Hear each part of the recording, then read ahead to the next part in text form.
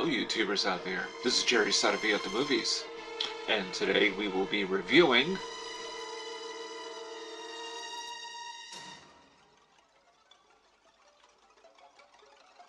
today we're going to take a look at 1991's Popcorn, a horror film, a tongue-in-cheek horror film that starred Jill Schoelen, who is pretty much the scream queen from the late 80s, early 90s.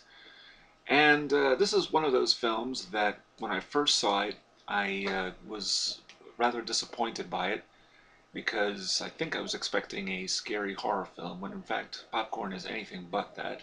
In fact, looking back now and after having seen it a couple of more times, this film was really ahead of its time. This film kind of predated Scream, the Wes Craven film from 1996. It's a very postmodernist, tongue-in-cheek, wink-wink type of film, not necessarily scary, not necessarily meant to be. It's more just an upbeat type of almost horror comedy to some degree. I guess that's the best way to look at it. So it's a far better film than I had thought. Now, the story has Jill Schoelen, who some of you may know from The Stepfather, the original one from 1987 with Terry O'Quinn. And she plays Maggie, a film student who's having strange dreams of some hippie, hirsute hippie, engaging in strange rituals. Now these dreams convince her that she has a screenplay in her hands, and so she avidly records her dreams in a tape recorder every once in a while. Now her mother, played by Dee Wallace, is not too fond of Maggie's dreams or her inability to eat breakfast, and of course you discover why. Nevertheless, Maggie's college film class at the University of California lacks the funds to continue as a course. It seems they are constantly being shafted, so Maggie's teacher, played by Tony Roberts, and other film classmates decide to host an all-night horror-thon of old B-monster movies at a condemned theater. Now this will help raise funds for the classmates to make their own independent films, and a bunch of people attend the premiere night of the horror-thon, including that hippie who's after Maggie. So the hippie in question was the director of some avant-garde film called The Possessor, which is fictional, made up for the movie, which he never completed. When it was shown in the very same theater, it was missing the last scene, which this guy performed live on stage, and it involved the actual murder of his entire family. Now, Popcorn is not the standard issue horror flick.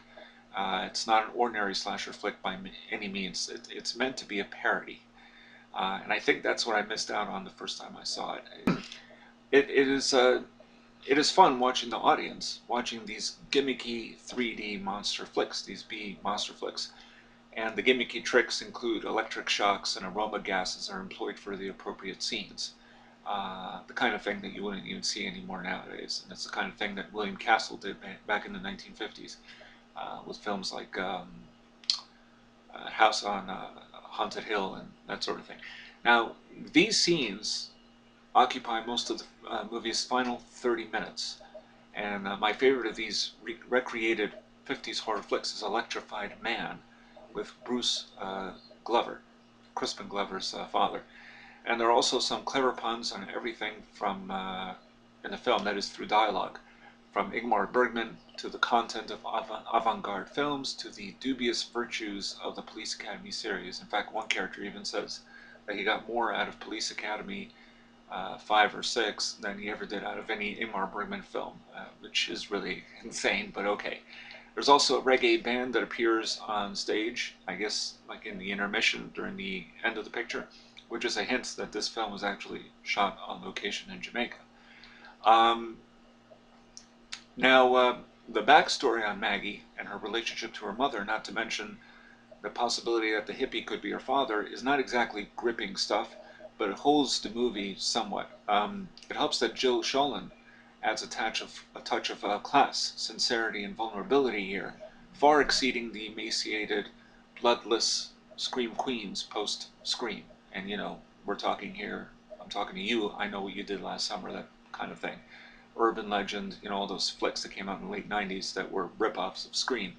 Also worth noting are Priceless Moments by Tony Roberts. He could read the phone book and I would listen. And the engaging Ray Walston, as a film memorabilia owner with his own steady supply of William Castle gimmicks. It's the kind of character you wish you had seen more of in the film. He has more of a cameo than anything else.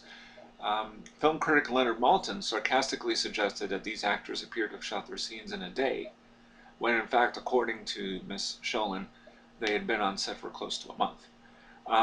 The late Tom Villard, who unfortunately passed from AIDS, is the most memorable of the classmates because he is the nuttiest and the most unpredictable, and I'm going to leave it just at that. Also, kudos to Malcolm, don't know how to pronounce his last name, so I'm going to say Denare, as the wheelchair-bound classmate who operates the electronic gimmicks. I could have lived without Maggie's on and off again boyfriend, played by rather bland Derek Rydell.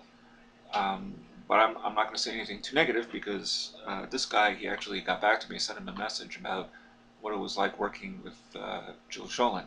He did write back, so I'm not going to say he's too bland now, but he was a little bland as the boyfriend. I mean, let's be honest. But anyway, he said it was a great experience, tons of fun and adventure. Jill was great, although I didn't get to know her as much as I would have liked. So that was nice to hear from him. And then there's that blonde date that the boyfriend brings to the premiere, simply marking time. Maybe someone can explain to me if Dee Wallace's entrance to the theater in one scene is a dream or a supernatural occurrence. I have no idea. Popcorn is just terrific fun. It doesn't take itself seriously, and all the endless and inventive in-jokes and cinematic puns make it more than worthwhile. I do prefer this film over the blood-soaked Scream and its sequels because it is far more jokey, self-parodic, towards slashers. You know, it kind of makes fun of them in a way, and it embraces the B movies of the past. And what's interesting is that the film Popcorn would make an interesting double bill with Joe Dante's Matinee, which is set in the 50s and is very much about those type of B movies. So it has kind of a nice little linear connection to that picture. The underrated Jill Schoelen and the vastly underrated Dee Wallace give this film a helping of humanity. So I say grab a box of popcorn and enjoy. Interesting footnote about Popcorn was that this was a film that I'd only heard of, but I couldn't find it in any theaters back in 1991. And I discovered that this was not given a typical first-run release that any new theatrical release would normally receive. It was shown in bargain theaters. That's a crime and a real shame. Looks like it's going to have a new lease in life, this picture. Popcorn had, through Kickstarter, and I forget the name of the woman, had tried to get it a proper DVD Blu-ray release to remaster the negative. Didn't quite work out, but now it's finally coming to fruition. Now, I don't know exact date that Popcorn is coming out on Blu-ray, but it will be soon. So that's something to look forward to, and there will be commentary, and Jill Schoelen will be involved, and so on. So also this film was partly there was some it was part Bob Clark was partly involved in the making of it. So and unfortunately he passed away too, but most of you know him, of course, as a director for Christmas Story and Porky's and so on. So definitely check it out. Popcorn is definitely worth seeing, and remember, this film pretty much, let's say, gave the impetus to Scream, the Wes Craven film from 1996, and it's much better, I think. And that's all I got to say about that. And this is Jerry Saravia at the movies, signing off.